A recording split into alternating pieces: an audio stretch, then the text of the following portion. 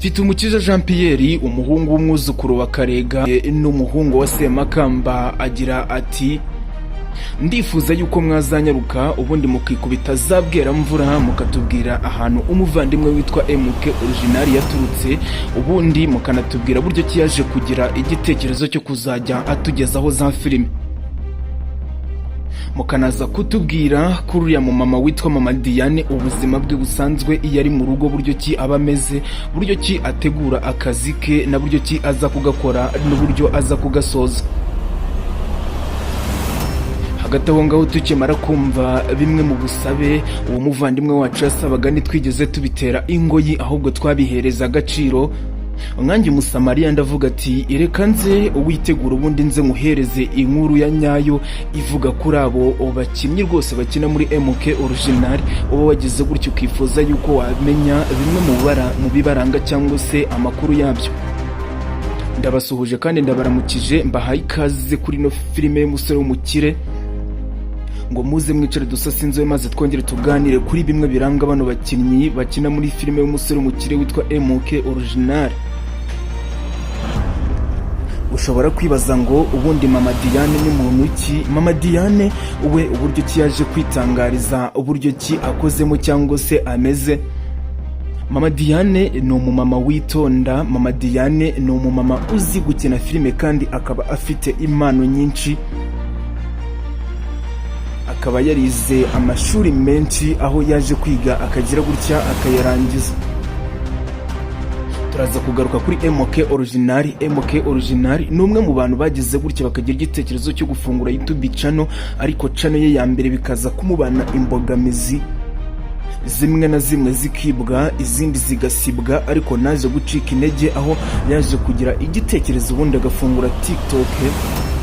Nyuma yo gufungura iyo TikTok akabona abafollowers benshi cyane, iyo TikTok ye bakayigana. Nyuma yo kuyigana nibwo yaje kuza kongera kugira igitekerezo, ubundi aza kugira igitekerezo cyo gufungura YouTube channel kubera ko yari amajije kubaka bamwe mu bantu benshi bakurikirana umuyoboro we mugari wa YouTube ya TikTok,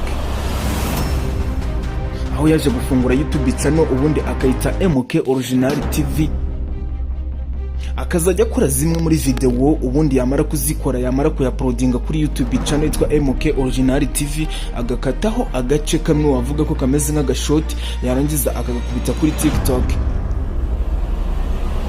Shakaga agace karyoshye cyane, nyuma yuko akirangiza kugakubita kuri TikTok nibwo yitaga ababwira ati: muze kwibuka nyuma yuko wowe ubonye kano gace uhite ujya kuri video yose ndende iri kuri channel yitwa MK Original TV, ubundi wibuka gukanda subscribe kugira ngo tuzajye tubasha kubana twese uko twabonaga MK Original kuri TikTok. Ibintu yakoraga buryo ki byari byiza, buryo ki byari biryoheye amaso n'amatwi yo kubyumva, niko yaturangiraga kuri iyo YouTube channel ye. Ubundi naho tugezeyo dusanga n'ubundi akora ibintu byiza cyane biryoheye amatwi kandi biryohewe no kureba, aribwo yese agira igitekerezo cyo gukina filime bakazikunda, kuva kuri episode ya mbere kugeza kuri episode saha izi ngizi tugezeho. Turaza kongera tugaruke kuri Morgan. Ese ushobora kwibaza ngo ubundi Morgan we ni muntu ki? Morgan ni umwana w'umuhungu ufite impano yo gukina filime cyane, nawe yize amashuri arayarangiza, nubwo rwose tutamufiteho amakuru menshi, ariko azi gukina cyane, aho akina ari umugome. Iyo ngiyo ni role rwose imukwiriye kandi imubereye, ariko nanone mu buzima busanzwe ntabwo ariko ameze we, aho ubwe yaje kwitangariza aravuga ati: saizi ngizi nyina muri MK Original TV, nyina nitwa Morgan, nkakina ndi umugome, nkakina ndi umuntu uhabye abantu, atariko mu buzima busanzwe rwose ntago ariko ameze. Yaje kugera kuri cyarangije azanamo n'akantu ko gutebya cyane, aravuga ati: benshi mu bakinnyi babona nyina muri zino filime barankunda cyane, atariko sinzi yuko nshobora kuba nabatereta ngo babyemere, ati kuko babifata yuko n'ubundi mu buzima bwo hanze ariko neye ariko meze, ati kandi siko, ati rwose uzankunda azabimbwira nanjye nzamukunda kandi mukundwa akaze kugeza ubwo tuzagera gutya tukabana tukubaka umuryango tukabyara hungu na kobwa. ayo ni amwe mu magambo yaje kwitangariza we ubwe Morgan. Turaza kugaruka ku mwana w'umukobwa witwa Kamariza nawe afite icyo yatangaje, aho Kamariza akina ari umugome cyane, ari umugambanyi, ariko mu buzima busanzwe we yaje gutangaza yuko atari ko ameze. Kamariza yaje kuvuga ati njyewe nitwa Kamariza, ushaka yandi wanyandikira kuri email cyangwa se ukaza kunyandikira inbox, ubundi narangiza nkaza kugusubiza amazina yanjye yose, atariko nanjye hari ibyo ngiye gutangaza. Nitwa Kamariza, umwana w'umwari, umwana w'umukobwa, umwana ukunda abantu cyane, umwana ugira inshuti nyinshi cyane, atariko nyina filime, ndi umukobwa w'umugambanyi mubi cyane, aho utatinyuka no kunyweraho amazi, atariko munyemerere matangarize bimwe mu buzima bwanjye. Ati njyewe Kamariza mu buzima busanzwe nta bugome ngira, ati ndi umuntu ufite n'inshuti nyinshi cyane.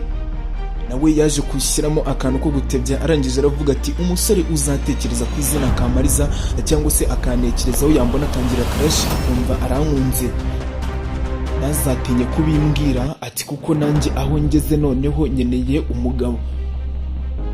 Ati nimuzambare muri iriya shusho mumbonamo muri filime, ati kuko njyewe ntabwo ariko neye.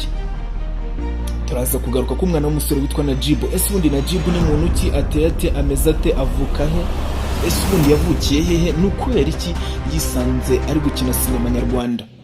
Najibu we yaje kwitangariza abakunzi be avuga ati nitwa Najibu, nyina nitwa Najibu, atariko nyina ameze nk'umuntu w'umwiyemezi, nyina ameze nk'umuntu ufite amafaranga menshi cyane, ati kandi amafaranga nyine nayo, ati nyine niko filime yubakitse, ni kuriya iriya niyo role yanjye. Ati rero hagati aho ngaho amafaranga sinyabuze, atariko mfite makeya aringaniye, atariko nanone ibyo nyine hariya muri filime nyine birahabanye nuko ariko iba yanditse. Ati kuko bitewe n'uburyo nyina cyangwa se n'actinga muri iriya filime,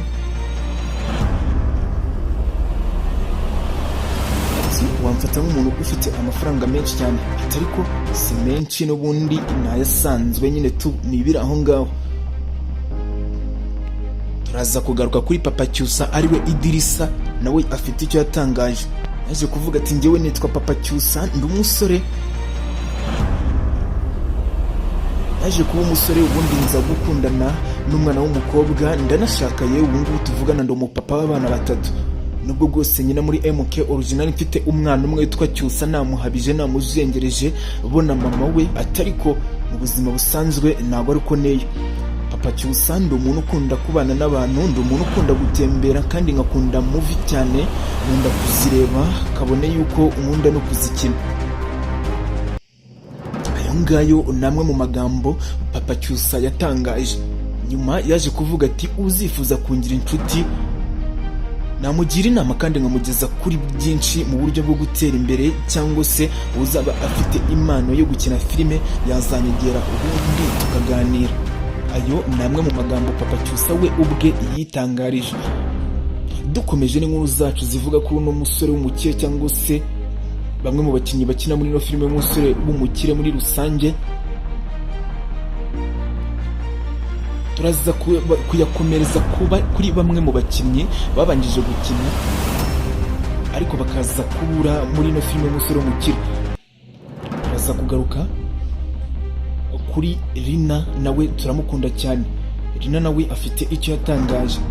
Rina mushobora kwibaza impamvu atari kugaragara muri ino filime y'umusore w'umukire. Nagira ngo mbabwire yuko size ngizi ngubu ahantu yagiye ari ku ishuri, ariko yiga kaminuza, ari gusoza byanga bikunda, nawe dushobora kuzamukurikirana mu zindi episode zizakurikira kuri ino filime iri buce kuri no muyoboro mugari wa YouTube channel yitwa Marayika wanjye.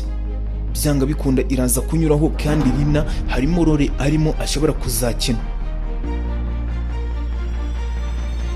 Rina nawe yaje gutangaza yuko ari umukobwa mwiza kandi ukunda abantu, ukunda kunguka inshuti no kuganira n'inshuti n'abavandimwe. We ubwe aje kwitangariza yuko afite boyfriend, bazakomeza gukundana igihe icyo ari cyo cyose. Reka tubashimire, tubifuriza kugubwa neza kandi tubashishikariza gukomeza gukurikirana bimwe mu biganiro binyura kuri no muyoboro mugari wa YouTube channel yacu ndetse ari nayo yanyu.